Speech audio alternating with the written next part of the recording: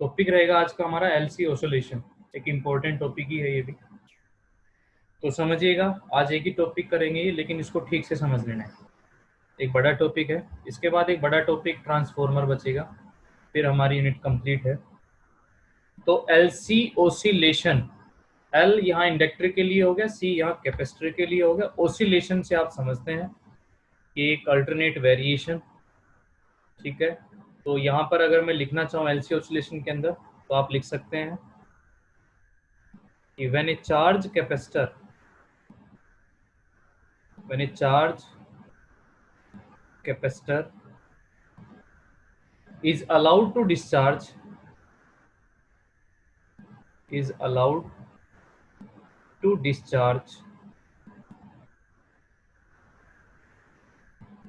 through a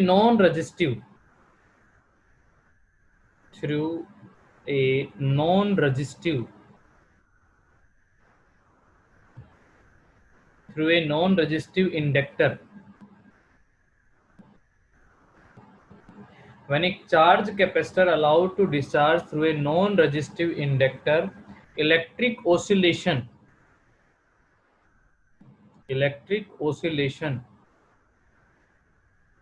of constant amplitude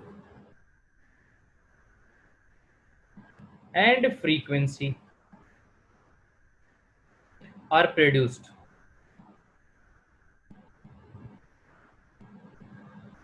This oscillation are called LC oscillation. This oscillation is called LC oscillation. LC oscillation.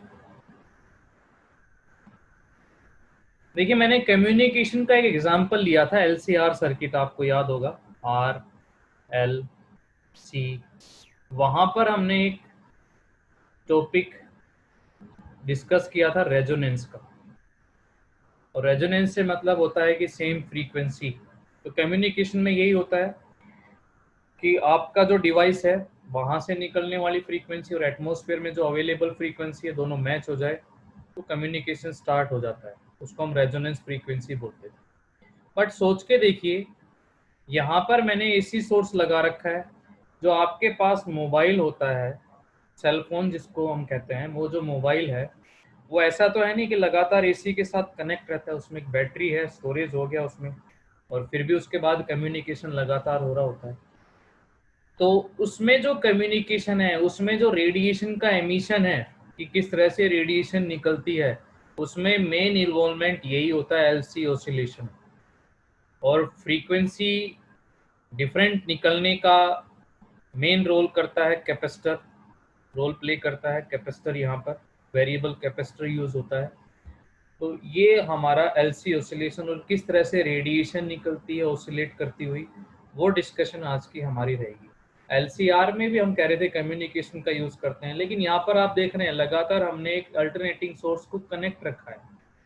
अब यहाँ ये जैसा कि मैंने ऊपर लिखा है कि when a charge capacitor is allowed to discharge, एक बार कैपेसिटर को चार्ज कर दिया, फिर बैटरी से डिस्कनेक्ट कर दिया, और फिर वो डिस्चार्ज हो रहा है थ्रू इंडक्टर। तो वो चीज समझिएगा भाई। अब इसमें एलसी ऑसिलेशन में डायग्राम बनाएंगे हम इसके साथ साथ। अच्छा, मैं यहाँ पर फॉर्मूले यूज करूंगा। एक तो एनर्जी स्टोर्ड इन कैपेसिटर, ये सभी को पता ही है, फॉर्मूला पता है ना। Energy stored in capacitor, capacitor के अंदर जो एनर्जी स्टोर्ड होती है is equals to half CV square. फटाफट बता दो मुझे, in the form of electric field. और ये इलेक्ट्रिक फील्ड एग्जिस्ट करता है between the plate of capacitor. Similarly energy stored in inductor is equals to, बोलिए, हाफ LI, कल हमने पढ़ा था, in the form of magnetic field. और देखिए, ये इलेक्ट्रिक फील्ड और मैग्नेटिक फील्ड दोनों ही मिलके बनाते हैं इलेक्ट्रोमैग्नेटिक वेव्स। ये हमारी अगली यूनिट होगी, इसलिए पूरा का पूरा सिलेबस इंटरकनेक्ट है। पहले इलेक्ट्रिक फील्ड पढ़ा, फिर मैग्नेटिक फील्ड पढ़ा, फिर दोनों का वेरिएशन, और दोनों के वेरिएशन से बनती है इलेक्ट्रोमैग्नेटिक वेव्स, जो हमारी अगली यूनिट भी होगी। तो इलेक्ट्रोमैग्नेटिक वेव्स अब बहुत सारी होती है, रेडियो वेव है, माइक्रोवेव है। तो हम जो कम्युनिकेशन में यूज करते हैं जनरली वो रेडियो और माइक्रो होती है। हमारे मोबाइल से रेडियो वेव्स निकलती है। तो रेडियो वेव्स इलेक्ट्रोमैग्नेटिक वेव्स, और इलेक्ट्रोमैग्नेटिक वेव्स में both electric field and magnetic field दोनों साथ साथ होते हैं।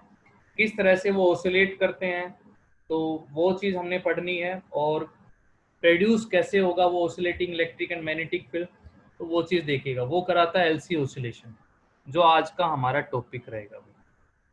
तो चलिए स्टार्ट करते हैं ठीक से।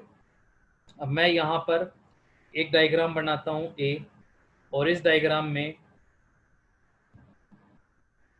कैपेसिटर था भाई, और इसके साथ में लगा रखा है एक इंडक्टर। तुम्हारी बुक में 8 डायग्राम बना रखे हैं, वो 8 बनाने की जरूरत नहीं है अब तुम्हें, हम उसके 4 डायग्राम से ही समझ लेंगे। वो क्या क्या डायग्राम होंगे ये देखिए। अब जैसा कि ऊपर डेफिनेशन में लिखा था कैपेसिटर चार्ज, फुली चार्ज, तो इस पे चार्ज पहले से है। एक प्लेट पे पॉजिटिव चार्ज है, एक प्लेट पे नेगेटिव चार्ज। चार्ज कहां से आया, जब उसको हमने सोर्स से कनेक्ट कर रखा था, बैटरी से कनेक्ट कर रखा था, तो बैटरी के चार्ज से इस पे चार्ज स्टोर हो गया। अब बैटरी को कर दिया डिस्कनेक्ट। भाई बीच बीच में ना ये नेहा म्यूट करो, इसे म्यूट का ध्यान रखा करो, अनम्यूट मत क्यों करो इसे, कि डिस्टरबेंस होती है फिर। नेहा,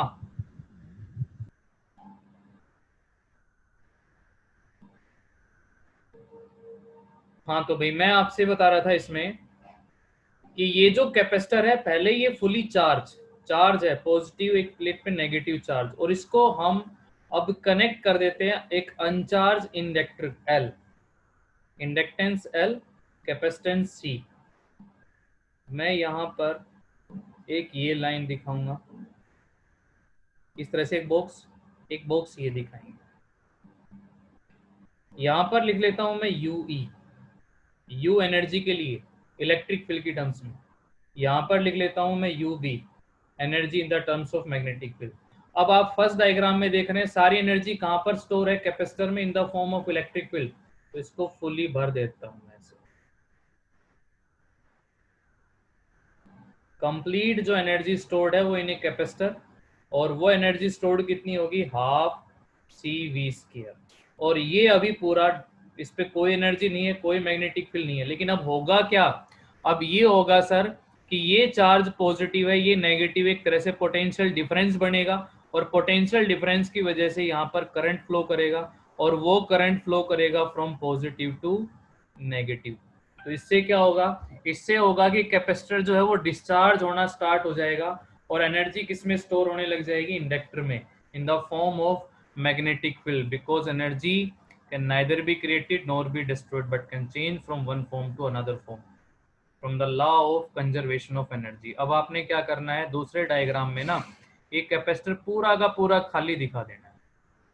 बुक में ये कर रखा है, फिर आधा कैपेसिटर पे चार्ज दिखा रखा है, कुछ एनर्जी इंडक्टर पे। हम बीच वाले डायग्राम को खत्म कर देते हैं, और अब हमारा डायग्राम ये हो जाएगा। ये जो इंडक्टर था, अब इंडक्टर में करंट आया, ये कैपेसिटर की प्लेट ए और ये बी। तो ए और ए का पॉजिटिव चार्ज था, बी पे नेगेटिव था, पोटेंशियल डिफरेंस बन गया इंडक्टर पे, जिसकी वजह से चार्ज फ्लो करने लगा, करंट बढ़ने लगा फ्रॉम पॉजिटिव टू नेगेटिव। और करंट बढ़ने से इंडक्टर में क्या बनेगा, मैग्नेटिक फील्ड। वो मैग्नेटिक फील्ड, करंट ऐसे चल रहा है एंटी क्लॉकवाइज इन टर्न्स में, याद होगा आपको सोलेनोइड, एंटी क्लॉकवाइज डायरेक्शन में करंट चल रहा है इनमें। तो इस तरह से एक मैग्नेटिक फील्ड यहाँ पर सेटअप हो जाएगा। सोलेनोइड किसकी तरह बिहेव करता है, बाहर मैग्नेट की तरह से। यहाँ से ये लाइनें एंटर कर रही है, ये लाइनें बाहर निकल रही हैं, इस पे एरो दिखाना है, इस पे ऐसे एरो दिखाना है। ये नॉर्थ बन गया है, ये साउथ बन गया है। अब हम कह सकते हैं कि सारी एनर्जी कहाँ पर आ गई है, स्टोर हो गई है आके, वो डिस्चार्ज हो गया है, इंडक्टर जो है वो चार्ज हो गया है, एनर्जी स्टोर हो गई इंडक्टर में in the form of magnetic field.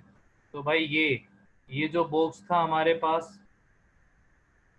UE, ये खाली हो गया है और दूसरा बॉक्स भर गया है एनर्जी से, ये UB, इसमें एनर्जी आ गई है मैग्नेटिक फील्ड की फॉर्म में, और वो एनर्जी स्टोर्ड होगा आपका half L I², maximum I0 तो I0 भी दिखा सकते हैं।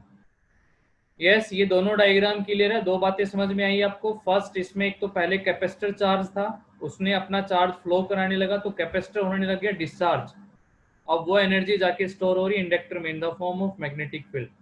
तो ये प्रोसेस हुई भाई इसमें। ए और बी डायग्राम समझ में आ गया है आपको यहां तक? Yes sir. Yes sir. Okay, आगे देखिए सी डायग्राम इसका। अब होगा क्या आगे? अब जैसे ही कैपेसिटर डिस्चार्ज हो गया है, अब इंडक्टर को तो करंट मिलेगा नहीं, फिर फ्लक्स लीकेज कम होने लग जाएगा, लिंक्ड जो मैग्नेटिक फ्लक्स था वो डिक्रीज होने लगा। जो लिंक्ड मैग्नेटिक फ्लक्स था इंडक्टर का कैपेसिटर के थ्रू, लिंक्ड मैग्नेटिक फ्लक्स वो डिक्रीज होने लगा। क्यों डिक्रीज होने लगा? कि भाई इस पे पास जो भी चार्ज था पोटेंशियल डिफरेंस कम होता गया, करंट कम होता गया, क्योंकि ये डिस्चार्ज होने लग गया। तो जैसा हमने पावर डिस्कशन में किया था कि इंडक्टर पहले अपने अंदर एनर्जी को स्टोर करता है और जब उसको लगता है कि अब कमी हो रही है तो वो उसका फुलफिल करने के लिए अपनी एनर्जी का यूज करता है और सेम ही प्रोसेस को रिपीट करता है। सेम प्रोसेस से मीन्स है मेरा कि जो करंट इधर चल रहा था, अब इंडक्टर नहीं चाहेगा कि ये करंट कम हो, तो ये उसी डायरेक्शन में करंट को कंटिन्यू फ्लो कराना चाहेगा। तो फ्लो कराने के लिए इसके पास एनर्जी होनी चाहिए, है भाई एनर्जी, ये रही हाफ Li²। तो ये अपनी ताकत का, अपनी एनर्जी का यूज करके और करंट को सेम कंटिन्यू सेम डायरेक्शन में फ्लो रखेगा कंटिन्यू। और उसके फ्लो रखने का मतलब है कि देखिए करंट ऐसे चल रहा है तो हमें पता है इलेक्ट्रॉन अपोजिट चलते हैं, तो अब ये कैपेसिटर दोबारा से चार्ज होने लगेगा but in reverse polarity. It means A पे आएगा नेगेटिव चार्ज और बी पे आ जाएगा भाई पॉजिटिव चार्ज। अब इसको कहें तो ये कैपेसिटर को किसने रिचार्ज किया, तो हम कहेंगे इंडक्टर की एनर्जी ने। तो कैपेसिटर जो है recharge through inductor but in reverse polarity, ये ध्यान रखना है, but in reverse polarity. Reverse polarity से मतलब है कि जो पहले बी पे नेगेटिव था अब उस बी पे पॉजिटिव आ गया। तो अगर आप इन बॉक्स को दिखाएं फिर से, एक बॉक्स ये हो गया और एक बॉक्स ये हो गया। थ्योरी भी लिखनी है और थ्योरी मैंने शॉर्ट करके लिख दी है नोट्स के अंदर, जो मैं आपके पास भेज दूंगा, तो इसको नोट कर लेना, वो उतनी थ्योरी तो लिखनी है। अब आप एनर्जी फिर से इलेक्ट्रिक फील्ड की फॉर्म में दिखा देंगे भाई, फुलफिल। अब फिर से एनर्जी आ गई है हाफ CV², अगर एनर्जी का कहीं और लॉस नहीं हुआ है तो, बट प्रैक्टिकली ऐसा होगा नहीं, एनर्जी का कुछ लॉस तो होगा ही चार्जिंग डिस्चार्जिंग के दौरान।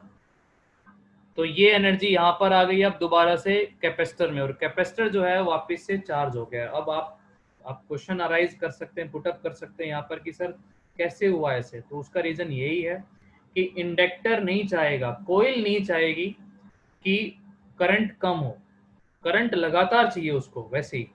तो लेकिन अब करंट तो लगातार तब बना रहे ना जब पोटेंशियल डिफरेंस पूरा मेंटेन रहे, बट पोटेंशियल डिफरेंस मेंटेन इसलिए नहीं हो रहा क्योंकि कैपेसिटर डिस्चार्ज होता जा रहा है। क्योंकि करंट फ्लो होने का मतलब है पॉजिटिव की तरफ नेगेटिव आ रहा है, तो न्यूट्रल होता जा रहा है। तो अब ये अपनी एनर्जी का यूज करके कैपेसिटर को दोबारा से चार्ज कर देगा, ये चाहेगा कि सेम डायरेक्शन में करंट फ्लो करता रहे। इसलिए हमने पढ़ा भी था, ये अपने ऊपर कुछ नहीं रखता है, किसी का उधार नहीं रखता है, जो लिया था उसने दे दिया उसको वापस। तो ये कोइल का फिनोमिना है। तो कैपेसिटर जो है भाई वो दोबारा से क्या हो गया है, रिचार्ज हो गया है। अब एक डायग्राम और दिखा सकते हैं। अब क्या होगा इसके आगे समझ ही गए होंगे आप कि ये जो कैपेसिटर जब चार्ज हो गया है तो अब ये फिर से डिस्चार्ज हो जाएगा। ठीक है, इसको भी परेशानी है कि मैं चार्ज को क्यों रखूं, जब पोटेंशियल डिफरेंस बढ़ना है तो जाने दो। तो ये पहुंचा देगा वापस से फिर से इंडक्टर पे, और खुद क्या हो जाएगा, खाली, कुछ भी नहीं है इसके पास। अब लेकिन जो करंट पहले A to B चल रहा था अब चल रहा है वो B to A। क्या चेंज होगा जल्दी से बता दीजिए। V2A करंट चल रहा है तो क्या चेंज करके दिखाऊं?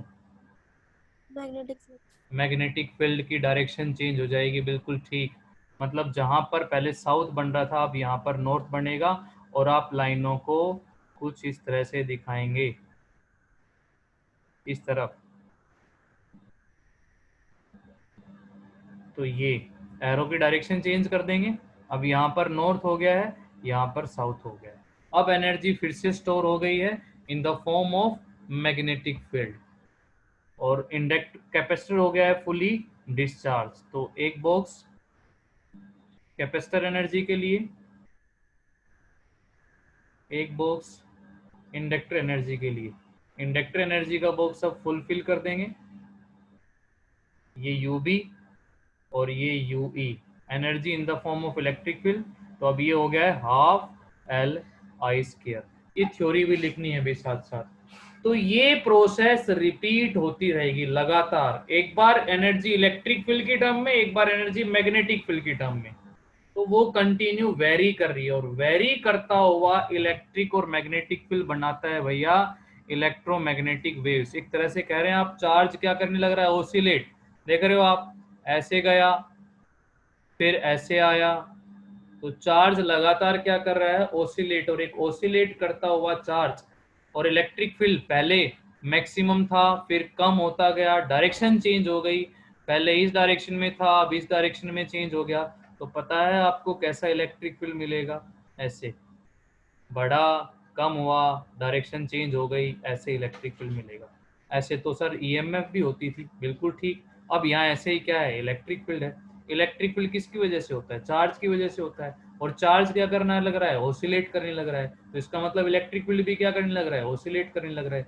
कैसे ओसिलेट कर रहा है, कम ज्यादा होता हुआ, डायरेक्शन को चेंज करता हुआ। तो यहाँ पर आपको ऐसा इलेक्ट्रिक फील्ड मिलेगा। मैग्नेटिक फील्ड कैसा मिलेगा, वो भी ऐसा ही मिलेगा। तो मैग्नेटिक फील्ड इस तरह से दिखा सकते हैं आप, परपेंडिकुलर। इसके परपेंडिकुलर ही क्यों, इलेक्ट्रिक फील्ड से हमेशा परपेंडिकुलर होता है मैग्नेटिक फील्ड।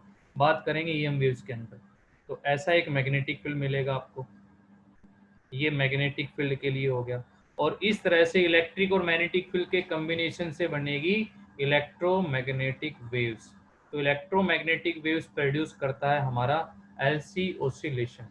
तो एक ऑसिलेटिंग चार्ज क्या प्रोड्यूस कर रहा है, इलेक्ट्रोमैग्नेटिक वेव्स, जिसमें दोनों फील्ड ऑसिलेट कर रहे हैं, इलेक्ट्रिक फील्ड भी और मैग्नेटिक फील्ड भी। बोलिए भाई समझ में आया ये चारों डायग्राम से? एक बार कैपेसिटर चार्ज, फिर ये डिस्चार्ज होता है। तो ये प्रोसेस रिपीट होती रहेगी, और एनर्जी का अगर कोई लॉस नहीं हो रहा है तो सेम एम्पलीट्यूड का एनर्जी यहाँ से एमिट होगी। तो हम कहते हैं इसमें कि if there is no loss of an energy, no loss of energy, अगर हम ये कंडीशन यहाँ लगा दें तो हमें मिलेगी, we find a constant amplitude EM waves, undamped electromagnetic waves, जिसको मैं बोल रहा हूँ अनडैम्प्ड इलेक्ट्रोमैग्नेटिक वेव्स। अनडैम्प्ड मतलब कांस्टेंट एम्पलीट्यूड, कांस्टेंट एम्पलीट्यूड। तो आप उसका डायग्राम दिखा सकते हैं। आपको एक ही एम्पलीट्यूड की इलेक्ट्रोमैग्नेटिक वेव्स मिलती रहेंगी इस तरह से। बट स्टूडेंट क्या पॉसिबल होगा ऐसा कांस्टेंट एम्पलीट्यूड की ईएम वेव्स का निकलना, एनर्जी का कहीं लॉस नो नहीं सर। होगा? प्रैक्टिकली पॉसिबल नहीं है, बिकॉज चार्जिंग एंड डिस्चार्जिंग के दौरान कुछ ना कुछ एनर्जी का लॉस हो रहा होता है इन द फॉर्म ऑफ हीट। तो हम कहते हैं कि प्रैक्टिकली हमें फाइंड होती है, but practically we find damped electromagnetic waves. और डैम्प्ड इलेक्ट्रोमैग्नेटिक वेव्स में एम्पलीट्यूड जो पहले ज़्यादा था अब कम, और एट लास्ट खत्म। Damped electromagnetic waves.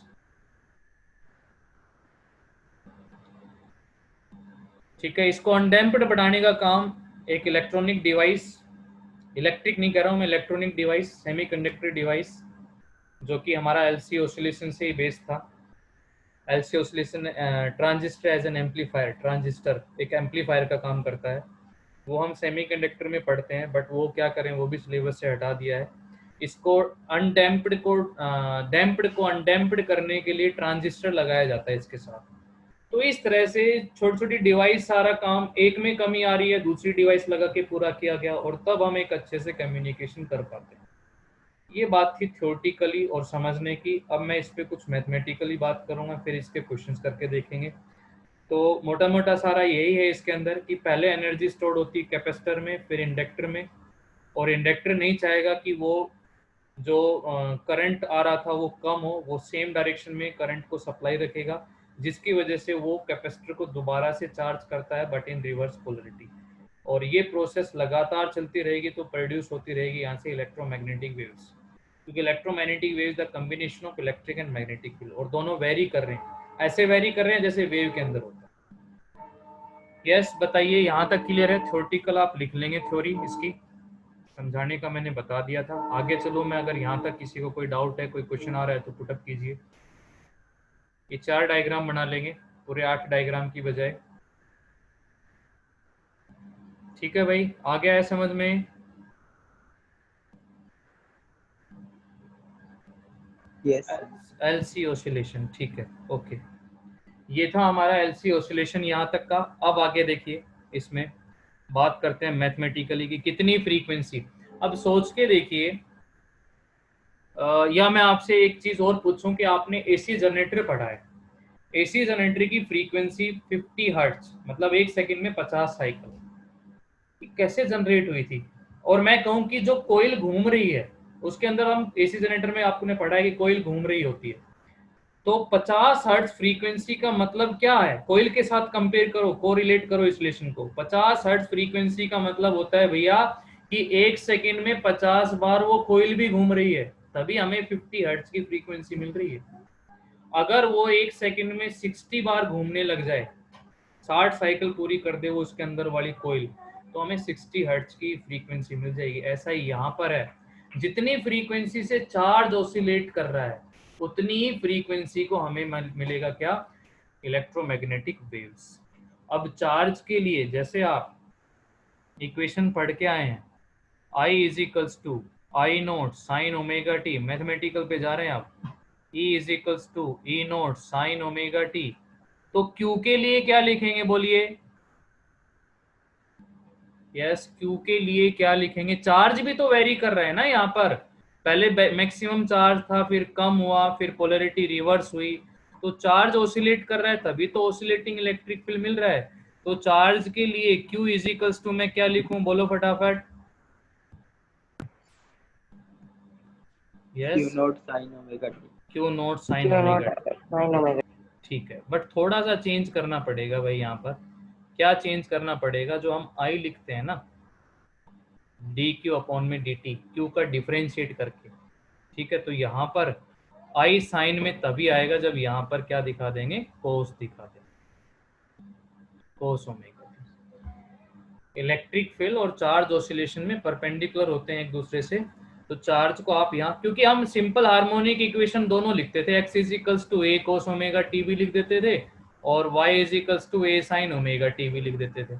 अब क्योंकि हम करंट निकालेंगे d Q upon D t करके, तो अगर आप यहाँ साइन कर देंगे तो फिर इसको कोस के टर्म में लिखना पड़ेगा, बट हम हर जगह साइन के टर्म में लिख रहे हैं, तो आप यहाँ चार्ज में रख देंगे कोस ओमेगा टी। तो भाई हमारा चार्ज ये हो जाएगा Q is equals to Q naught cos omega T.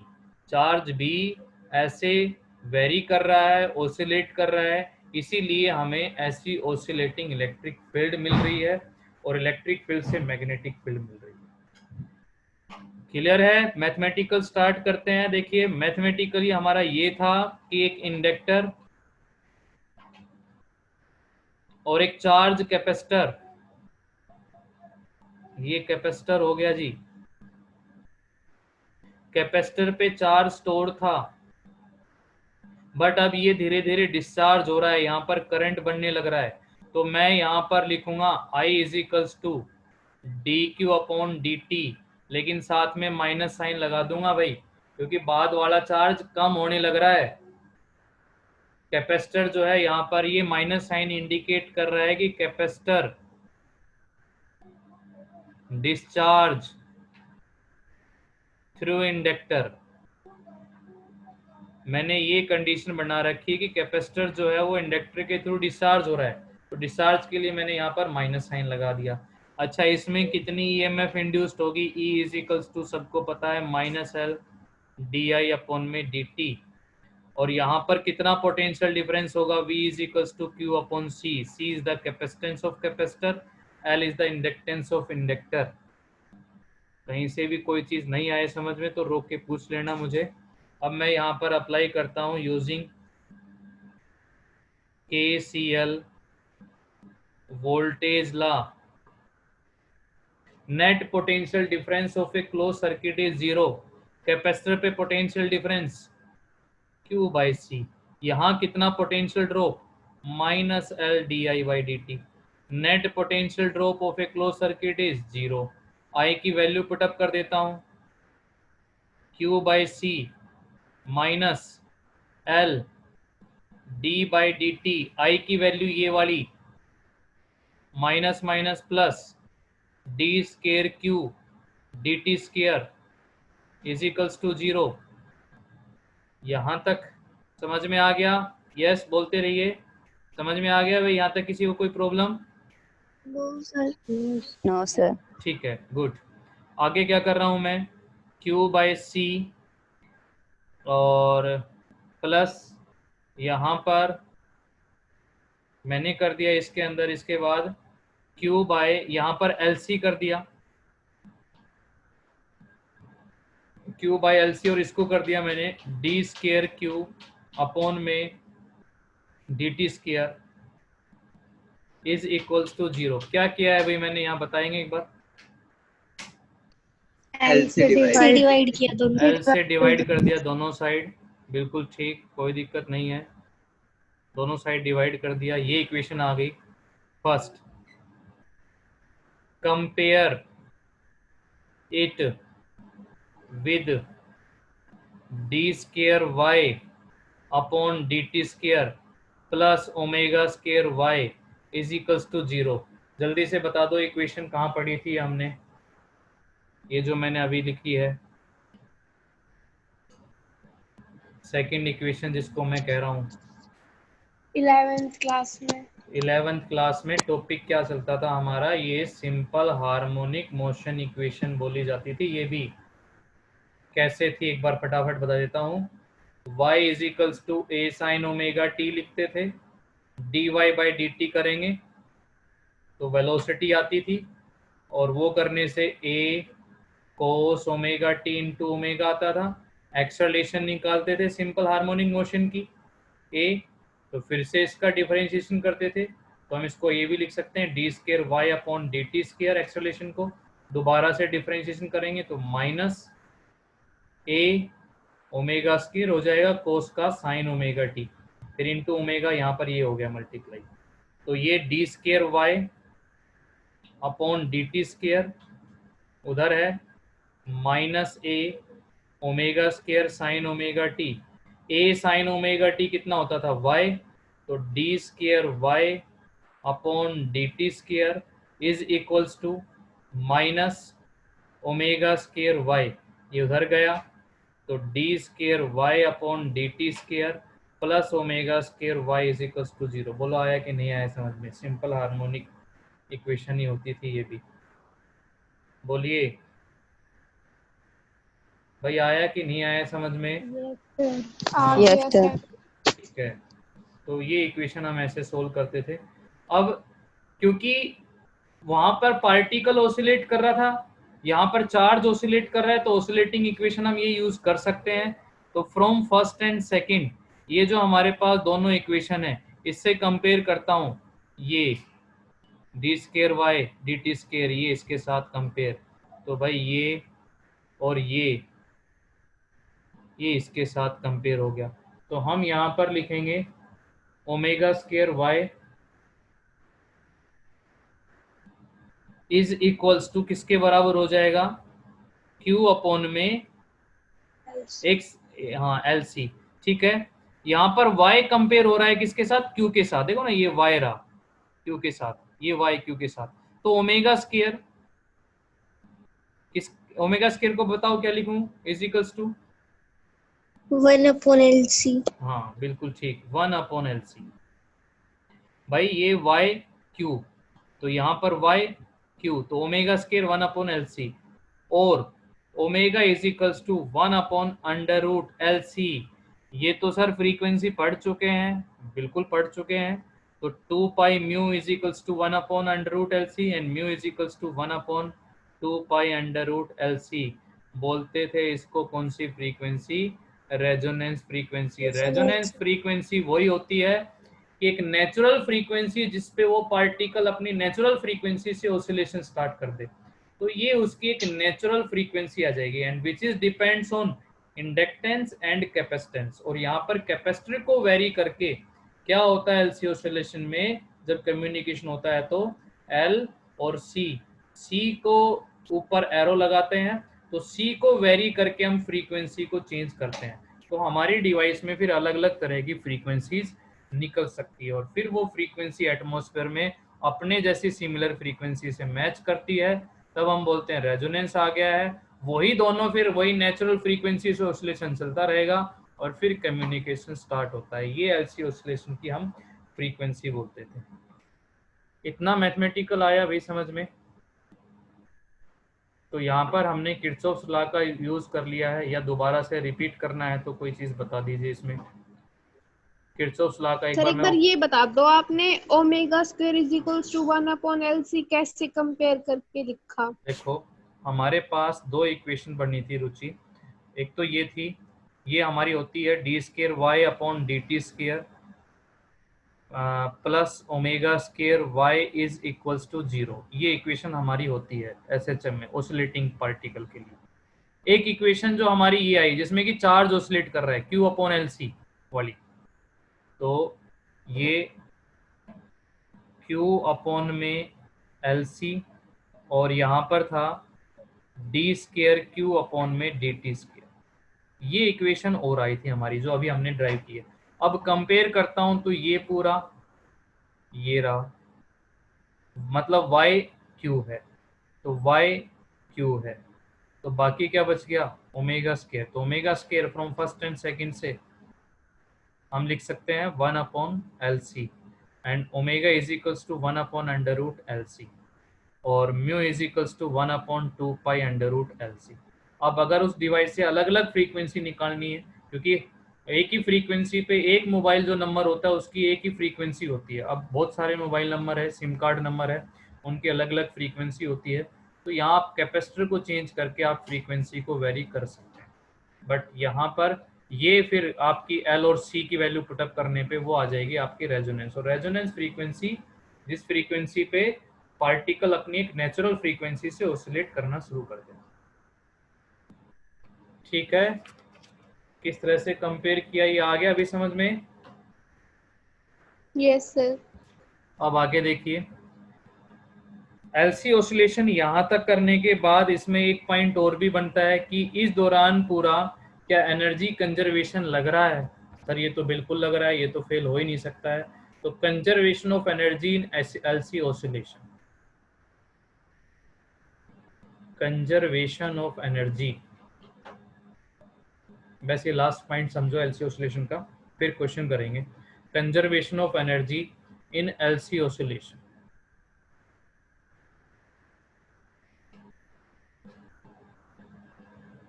LC oscillation में एनर्जी कंजर्वेशन प्रिंसिपल ओबे होता है या नहीं होता है? तो देखिए, एनर्जी जो इलेक्ट्रिक फील्ड की टर्म में लिख रहे हैं हाफ CV स्केयर, या एक फॉर्मूला ये भी होता था half Q square upon C, ऐसे भी लिख सकते हैं, CV स्केयर भी लिख सकते हैं। मैग्नेटिक फील्ड की टर्म्स में जो हो रही है हाफ LI स्केयर, ये एनर्जी। टोटल एनर्जी लिखता हूं, टोटल एनर्जी जो लिखता हूं तो half Q square upon C plus half LI square. Q को रखूंगा यहाँ पर Q0 कोस ओमेगा टी, यहाँ पर रखेंगे। I को रखेंगे हम माइनस DQ अपॉन में DT, I को हम रखेंगे माइनस DQ अपॉन में DT, और क्यू की वैल्यू इसमें पुटअप कर दूं, minus D by D T, Q की वैल्यू थी Q not cos omega T, तो इसका डिफरेंशिएशन कोस का हो जाएगा साइन, तो भाई ये हो जाएगा माइनस साइन, तो माइनस माइनस प्लस, और ये हो जाएगा Q not sine omega T into omega, omega आगे लिख लिया, ये आप आई की जगह यूज कर सकते हैं।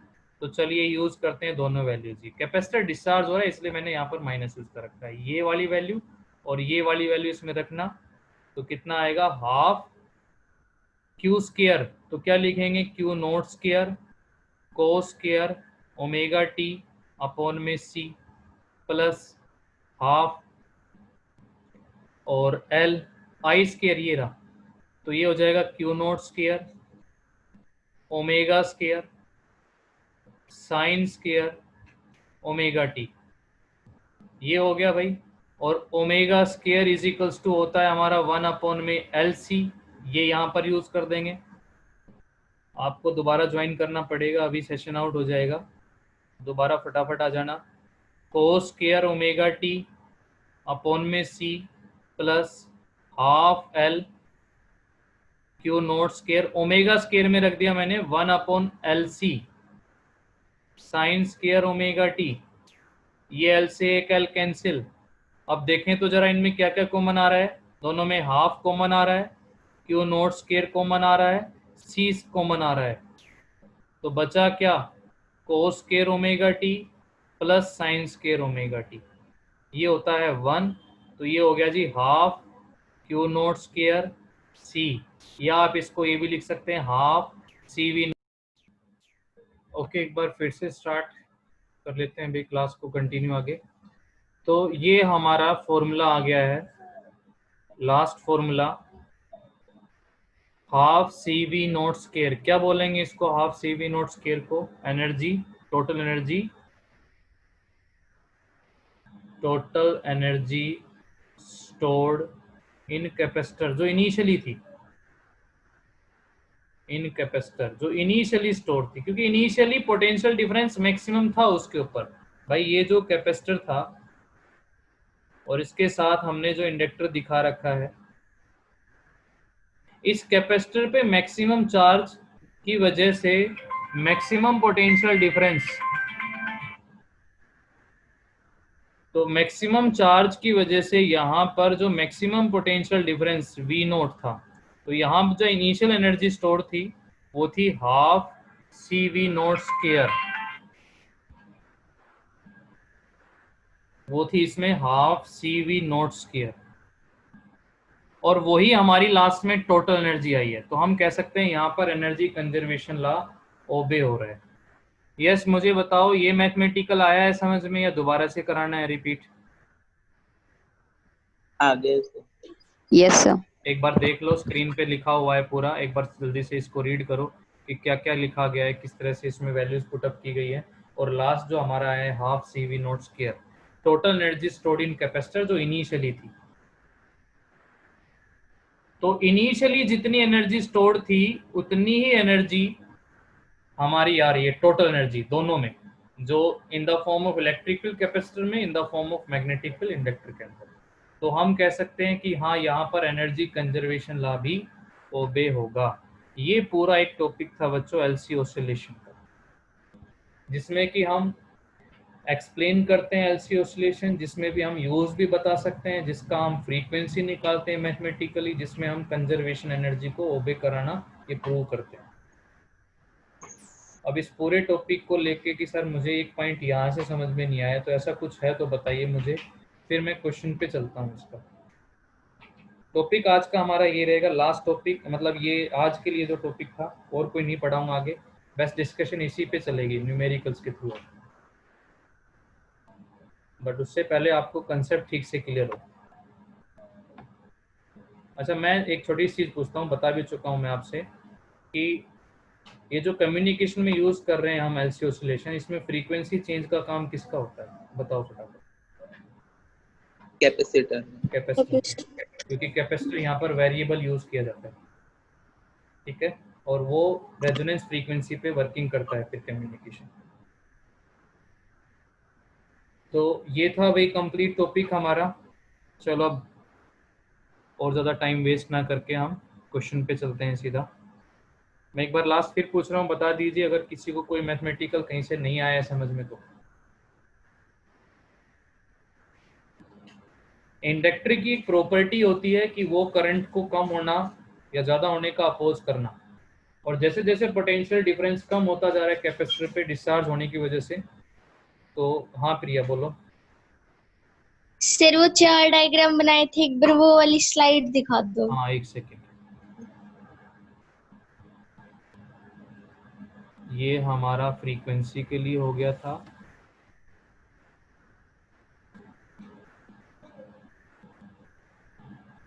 ये एलसी ऑसिलेशन रहा, और ये चारों डायग्राम पहले सारी एनर्जी स्टोर्ड थी कैपेसिटर में in the form of electric field.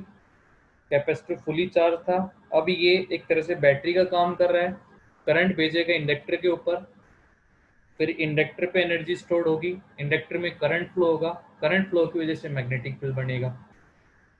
But यहाँ पर ये अपोज करेगा तो यहाँ एनर्जी अभी स्टोर हो रही है करंट के बढ़ने का, करंट मैक्सिमम लेवल तक गया फिर डिक्रीज होने लगा, लेकिन इसने डिक्रीज होने का भी अपोज किया, तो उसको लगातार उसी डायरेक्शन में करंट को कंटिन्यू रखा, और करंट को उसी डायरेक्शन में कंटिन्यू रखने का मतलब है कि कैपेसिटर को वापस से रिचार्ज करना, बट इन रिवर्स पोलरिटी। अगर यहाँ पर एनर्जी का कोई लॉस नहीं होता है तो हमें अनडैम्प्ड एक ईएम वेव्स मिलती है। अगर लेकिन प्रैक्टिकली यहाँ पर एनर्जी का लॉस होता है तो डैम्प्ड ईएम वेव्स मिलेगी। फिर उनको अनडैम्प्ड कैसे किया जाएगा? अब ये वाली जो डैम्प्ड देख रहे हो आप डायग्राम के अंदर, ये तो कुछ भी डिस्टेंस ट्रेवल नहीं कर पाएगी, तुम्हारे घर से ही बाहर नहीं निकल पाएगी, कम्युनिकेशन हमें दूर तक करना है, तो फिर उसको अनडैम्प्ड बनाया जाएगा, और अनडैम्प्ड बनाने के लिए ट्रांजिस्टर का यूज किया जाता है। तो हमारे मोबाइल में ये सब चीजें अटैच है, ट्रांजिस्टर है, एलसी ऑसिलेशन है, बैटरी है उसको चार्ज करने के लिए। यस प्रिया। सर सी में है, ये करंट तो पॉजिटिव से नेगेटिव जाता है। अभी तो पता है क्या हो रहा है, अब इसने पूरा चार्ज कर दिया। ये डायग्राम जो सी है उससे पहले बी देखें। ए में करंट जो चलने लगा वो ऐसे जा रहा था, ए टू बी, ठीक है, अभी ए टू बी जा रहा है, तो अभी ए टू बी ही गया और फिर ये फुली चार्ज हो गया, तो अब जो चलेगा अब उसकी डायरेक्शन ये हो जाएगी, फिर बी टू ए। तो मैंने अभी इस डायग्राम में ये दिखाया कि अभी ये इधर ही चल रहा था करंट, तब तक चलेगा जब तक कि ये फुली चार्ज ना हो जाए। तो अब ये पूरा चार्ज हो गया, अब ये डिस्चार्ज, तो यहाँ हमने डायरेक्शन चेंज कर दी, जैसे यहाँ पॉजिटिव था, लेकिन मैं यही कह रहा हूँ अगर आप थोड़ा थोड़ा करके दिखाओगे ना तो आपके 4 डायग्राम और बन जाएंगे, बीच बीच का डायग्राम और लेना पड़ेगा। उस बीच में क्या होगा कि कुछ यहाँ पर दिखा देंगे, जैसे ये खत्म हो गए, फिर यहाँ पर थोड़ा सा मैग्नेटिक फील्ड दिखा देंगे, फिर आप यहाँ पूरा खत्म करेंगे, लाइनें ज्यादा हो जाएगी। बुक से देखना एक बार, 8 डायग्राम बना रखे हैं, तो वो हमने 8 की बजाय शॉर्ट कर दिया यहाँ पर 4। और इसमें कंफ्यूज होने की कोई बात नहीं है कि यहाँ पॉजिटिव था तो करंट पॉजिटिव से नेगेटिव चल रहा था, ये चलता रहा, यहाँ पर एनर्जी स्टोर हो गई। अब ये कंटिन्यू चला रहा है उसको, पहले कंटिन्यू उसी डायरेक्शन में चला रहा है, उसके चलाने से यहाँ आने लग गया पॉजिटिव, अब ये डिस्चार्ज होगा, तो अब दिखा देंगे बी टू ए। तो ये चीज ये बता रहा है, ये जो सी डायग्राम है इसमें अभी करंट ऐसे नहीं आने लगा है, अभी ऐसे ही चल रहा है। कब तक चलेगा? जब तक कि ये फुली चार्ज ना हो। ठीक है प्रिया? Yes sir. हाँ, और किसी का कोई डाउट है तो पूछिए भाई। ये पूरा डायग्राम हो गया हमारा, ईएम वेव्स प्रोड्यूस करता है। ये फ्रीक्वेंसी निकालने के लिए हमने केसीएल लॉ अप्लाई किया है यहाँ पर। इंड्यूस्ड ईएमएफ उसके अंदर, कैपेसिटर पे potential difference, capacitor discharging case ले रहे हैं तो I = -dq/dt यूज करेंगे। क्यू में आप Q not cos omega T, because charge oscillate कर रहा है। कोस वाली इक्वेशन इसलिए यूज कर रहा हूँ क्योंकि आई के लिए मैं साइन यूज कर रहा हूँ, तो डिफरेंशिएशन करेंगे ना चार्ज का dq/dt, तब वो साइन की फॉर्म में आएगा। तो ये सभी डाउट अपने साथ साथ क्लियर करते चलो, कंफ्यूजन नहीं होना चाहिए कि ये मैथमेटिकल कैसे हो गया। हाँ, पूरी यूनिट में जब सारे टॉपिक इंटरमिक्स हो जाएंगे तो तब तुम्हें लगेगा कि ये डेरिवेशन स्टार्ट कैसे करना था, तो वो चीज़ का भी ध्यान रखें, रिवाइज करें इनको। ये हमने टोटल एनर्जी के लिए कर लिया है भाई पूरा। चलिए अब हम क्वेश्चन पे चल देते हैं। पहला ही क्वेश्चन मैंने एक पूरा क्वेश्चन उठा लिया, इंपॉर्टेंट क्वेश्चन, और इसके सारे पार्ट्स कर लेंगे। तो फिर ये मुश्किल क्वेश्चन है, इसके बाद सब इजी हैं, इस पे जब आप बुक में से करेंगे तो सॉल्व और प्रैक्टिस के क्वेश्चन। पहला क्वेश्चन भाई मेरा आता है यहाँ पर, ध्यान से सुनना क्वेश्चन को और प्रैक्टिस करनी है पूरी इस क्वेश्चन की।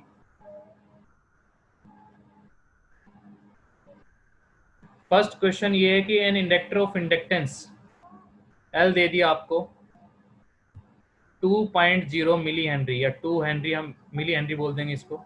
Inductance is connected across A charge capacitor, is connected across a charge capacitor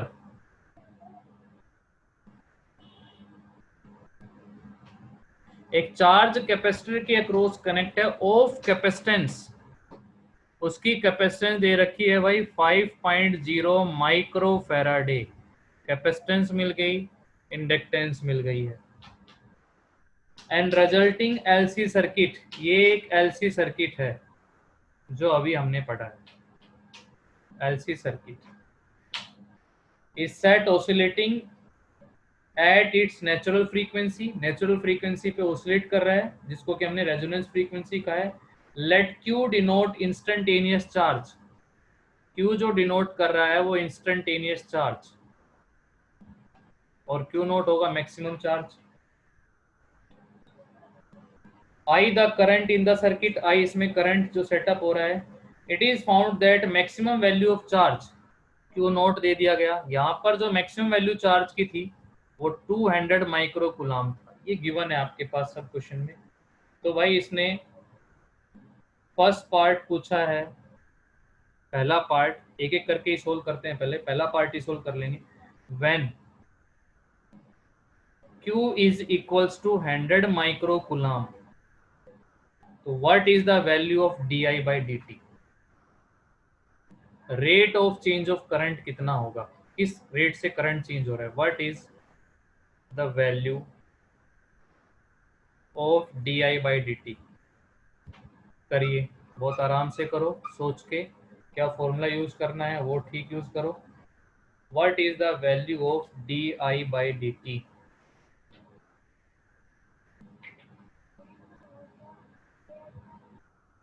rate of change of current कैसे निकालेंगे, ये आपको क्यू दे दिया इंस्टेंटेनियस चार्ज, क्यू नोट आपके पास गिवन है, एल है, सी है। नेचुरल फ्रीक्वेंसी रेजोनेंस फ्रीक्वेंसी का यूज करके देखो।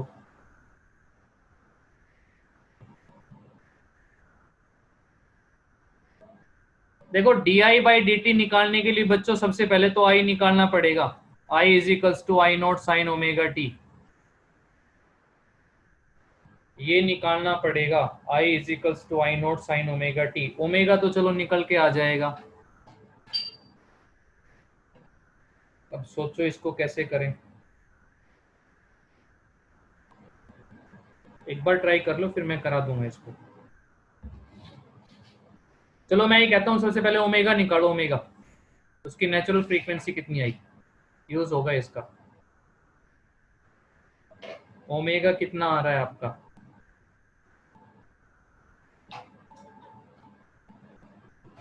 Ten raise to power -5। 10 raise to power -5 तो नहीं आ रहा, लेकिन इसमें 10 raise to power 10 raised to power -4। Minus sir क्यों आ 10 रहा है रेज इसमें? 10 की पावर 4 4 आ रहा है। यही आएगा 10 रेज टू पावर 4, माइनस क्यों आ रहा है।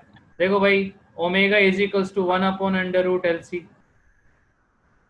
और वैल्यू पुटअप कर लो इनकी। L की वैल्यू है 2 मिली हेनरी, तो 2 इंटू 10 रेज टू पावर -3, ठीक है। और C की वैल्यू है हमारी 5 into 10 raise to power -6 micro Faraday से फैराडे। तो ये हो जाएगा हमारा 1 upon under root 10 raise to power -8, तो 1 अपॉन 10 रेज टू पावर -4, ऊपर गया +4, तो यही आएगा। इसमें तो गड़बड़ होनी नहीं चाहिए। छोटी छोटी लड़ाई पूरी करो तभी तो फिर बड़ी लड़ाई होगी, अभी तुम इसमें ही गलती कर रहे हो। तो ये हमारा ओमेगा आ गया है 10 रेज टू पावर 4 रेडियन पर सेकेंड। अब हम जैसे इक्वेशन लिखते हैं, Q इज इक्वल्स टू होता है हमारा Q not cos omega T. I को लिखूंगा मैं -dq upon dt, capacitor discharge हो रहा है इंडक्टर के थ्रू। ये value minus D by D T, Q की value Q not cos omega T, लिखेंगे इसको प्लस में Q not omega sine omega T, I आ गया हमारा Q not omega sine omega T. अब आई इंस्टेंटेनियस है, मैक्सिमम कब होगा? जब ये वैल्यू 1 हो और ये क्यू नॉट ओमेगा हमारा क्या हो जाएगा फिर आई नॉट। तो I is equals to I not sine omega T, but इसमें जो आई नॉट है वो है हमारा Q not omega. I is equals to I not sine omega T. अब आप यहाँ पर देखिए क्या निकालने वाले हैं, D I by D T. तो D by D T, I की वैल्यू रख दी I not sine omega T, तो भाई ये आ गया आपका आई not cos omega T into omega. ठीक है, यहाँ पर ये हम वैल्यू पुटअप कर लेंगे, तो ये आ गया है आई नॉट कोस ओमेगा टी। अब ये आई नॉट कितना था यहाँ पर, ये रहा क्यू नॉट ओमेगा, तो ये आ गया क्यू नॉट ओमेगा स्क्वायर और कोस ओमेगा टी, ये वैल्यू आ गई हमारी D I by D T. अब Q not cos omega T कितना था, ओनली क्यू, तो D I by D T is equals to Q omega square. Q हमारे को दे रखा है कितना था 100 माइक्रोकूलम 10⁻⁻⁶। ओमेगा की वैल्यू हमने निकाली है 10⁻⁴, स्क्वायर है 10⁻8। ये आपका सोल्व करके 10⁻⁴ आ जाएगा भाई, कितना आ गया ये 8/4, 10⁻⁴ एम्पियर पर सेकेंड। आया है क्वेश्चन, दोबारा से बताऊं, आ गया सर। रिलेशन यूज कर लिए, देखो फिर से एक बार फिर से देख लो। Q हमारा था Q not cos omega T, I हमारा है minus d Q by D t, it means इसका डिफरेंशिएशन, तो क्यू नॉट प्लस हो जाएगा minus minus Q not omega sine omega T, ये I आया है, ये क्या बनेगा तो आई नॉट, तो I is equals to I not sine omega T, ये आ जाएगा और आई नॉट की वैल्यू ये। अब आप D I by D T जब निकालने जा रहे हैं, तो D I by D T में आप जब डिफरेंशिएशन करेंगे इसका I not sine omega T का, तो आएगा I not cos omega T into omega. तो यहां मैं लिख रहा हूं D I by D T is equals to I not omega, I not omega और ये है कोस ओमेगा टी। अब आई नॉट हमने यहां से ये लिख लिया चार्ज की टर्म में, कितना Q not omega, omega square हो गया कोस omega T D I by D t, और ये Q not cos omega T किसके बराबर होता है, क्यू के बराबर, तो D I by D T बन गया हमारा क्यू ओमेगा स्क्वायर। अब कौन से चार्ज के लिए इंस्टेंटेनियस चार्ज, वो 100 माइक्रोकूलम 10⁻⁻⁶, ओमेगा हमने अभी निकाला ही है 10⁻⁴, स्क्वायर है तो 8, ये सोल्व करेंगे D I by D T, rate of change of current आ गया आपका। यस, फर्स्ट पार्ट क्लियर है सभी को? Yes sir. चलो ठीक है। सेकंड, अब इसने कहा कि भाई when Q is equals to 200 microcoulomb, तो what is the value of I। अब मैं आपसे ये कह रहा हूं कि बुक में से बिल्कुल नहीं देखना है, नोटबुक पेन का यूज नहीं करना है, सिर्फ दिमाग का यूज करना है। दिमाग में ही सोचिए Q is equals to 200 microcoulomb, और स्टार्टिंग में क्वेश्चन था, मैं ऊपर लेके जाऊं या यहीं पर बता देता हूं, मैक्सिमम चार्ज इस क्वेश्चन का कितना था, वही 200 माइक्रोकूलम। बताओ करंट की वैल्यू आई कितनी आएगी वहां पर, सोचो भाई। चार्जिंग डिस्चार्जिंग कैपेसिटर का चार्ज होना, मैक्सिमम चार्ज 200 माइक्रोकूलम, और यहाँ पर चार्ज भी 200 माइक्रोकूलम दे रखा है। करंट 0 आएगा। वेरी गुड, करंट 0 आएगा। ठीक है, आप इसको ऐसे भी कह सकते हैं कि जब कैपेसिटर पे मैक्सिमम चार्ज स्टोर हो गया, मैक्सिमम, तो अब करंट फ्लो करेगा ही नहीं, ठीक है ना। तो अब कुछ टाइम के लिए करंट रुक जाएगा, उस टाइम के ऊपर करंट जो है 0 होगा। अब चलो मैथमेटिकली कर लेते हैं। हमारा जो Q होता है Q naught cos omega T, ये भी 200 ये भी 200, तो cos omega t is equals to 1। It means omega t की वैल्यू आ गई 0। अब I इज इक्वल्स टू होता है I naught sine omega t. Omega T में जब आप 0 रखेंगे तो I की वैल्यू आ जाएगी 0। ये हमारा सेकंड पार्ट हो गया, इजी था, आ गया होगा समझ में। Third part, find the maximum value of I। बताओ, मैं कोई हेल्प नहीं करूंगा। Find the maximum value of I। I maximum कितना? आंसर बताइए।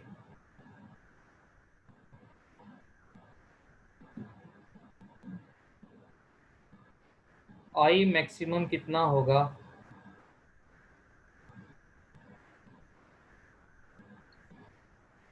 2 into 2 10 raised to ampere. power 2 ampere. 2 ampere, only 2 ampere आएगा भाई, ये right.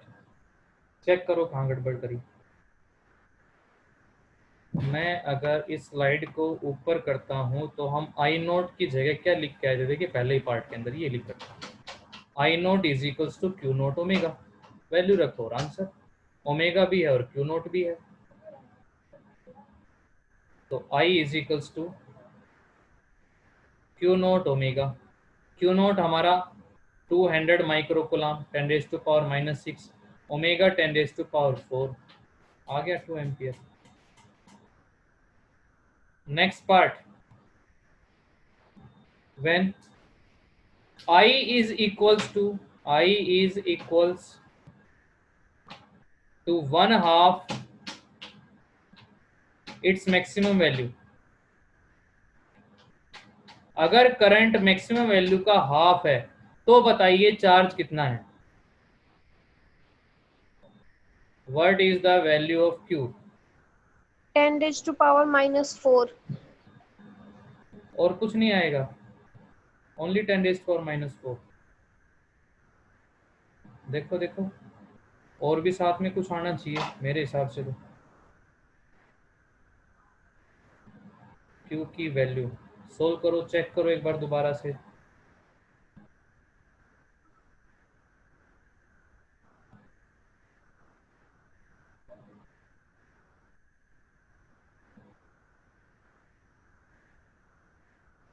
Q is equals to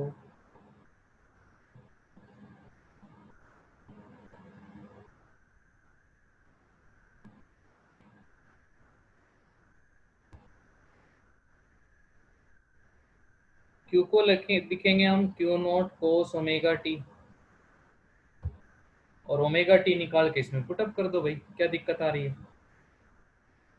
omega T अब निकालना पड़ेगा इस सिचुएशन के ऊपर। I is equals to 1/2 of its maximum value.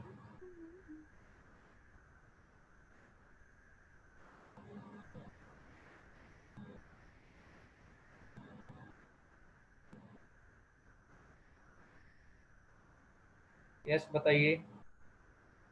√3 into 10 raised to power -4। हाँ ये राइट आंसर है। √3 into 10 raised to power -4। Okay good, अब सही है। 10 रेज़ टू पावर -4 √3, ये राइट। तो भाई ये इसके पार्ट्स थे। देखो कैसे किया हमने। I is equals to I not sine omega T.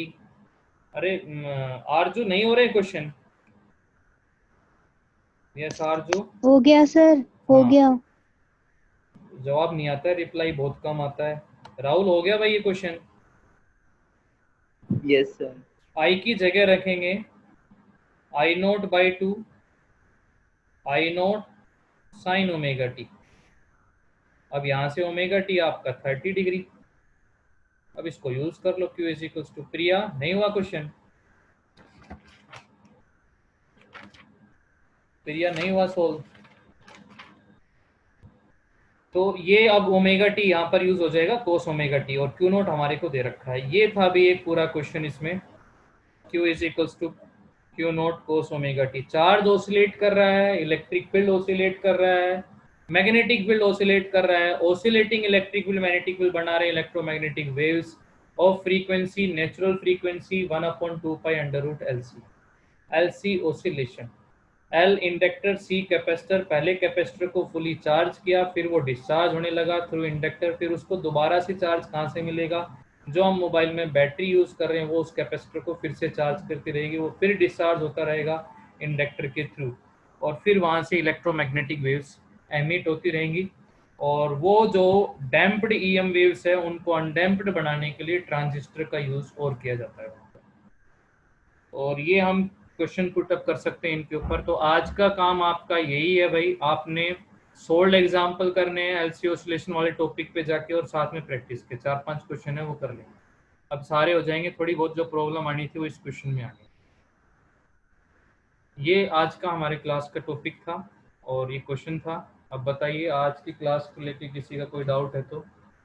कल मैं ट्रांसफॉर्मर कराऊंगा, ट्रांसफॉर्मर पे क्वेश्चंस हैं फिर, और कल हो जाएगा फ्राइडे, सैटरडे हम इसके डाउट रखेंगे, और फिर मंडे को टेस्ट अल्टरनेटिंग करंट का कंप्लीट, जिसमें कि पूरा हमारा LC ऑसिलेशन जो भी पढ़ा है और एक ट्रांसफॉर्मर, AC जनरेटर, ये सब कवर हो गया। Root mean square value of current and root mean square value of EMF। साथ साथ पढ़ते रहो, यूनिट तैयार हो जाएगी। ये टॉपिक एक जैसे हैं, मैथमेटिकल बहुत सारा है, इंटीग्रेशन ज़्यादा है। बायो वाले प्रैक्टिस करें, इनकी रिटर्न प्रैक्टिस करें। हाँ भाई, कोई डाउट है तो बताइए आज के टॉपिक को लेके, और एक बार बुक से भी रीड कर लिया करो भाई, ठीक है? बुक से रीडिंग कर लो, बट थ्योरी इतनी नहीं लिखनी है, जो मैं नोट्स भेजूँ उतनी थ्योरी सफिशिएंट रहेगी। डायग्राम आप 4 ही बना सकते हैं इसके, बस बहुत है। तो चलिए टाइम हो गया है, अब ओवर कर देते हैं क्लास को। फिर भी मैं एक बार पूछ रहा हूँ लास्ट में, अगर कोई डाउट है आज के टॉपिक को लेके, कहीं नहीं आया समझ में, कोई भी स्टूडेंट,